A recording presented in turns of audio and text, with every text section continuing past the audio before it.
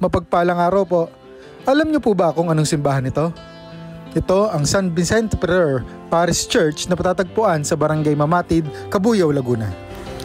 Nagsimula ang simbahan na ito noong 1800s nang matagpuan ng mga residente ang imahe ni San Vicente Ferrer sa ilalim ng isang malaking puno sa lugar na ngayon ay kinatatayuan ng simbahan. Ayon na rin sa mga nakakatanda, ang imaheng ito ay pagmamay-ari ng pamilyang Belya sa bayan. Ngunit paulit-ulit itong bumabalik sa puno sa baryo Mamatid at naging dahilan upang itayo ang kapilya nito. April 5, 1946, ang kapilya ay tinatag bilang isang parokya sa ilalim ng dating diocese ng Lipa.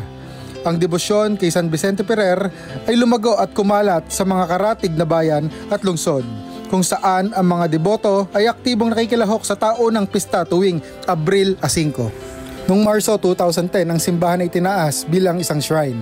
At noong September 1, 2023, masayang tinanggap ng dambana ang isang first-class relic ni San Vicente Ferrer na sinimulan sa pamamagitan ng isang pag-motorcade at seremonya sa pagtanggap.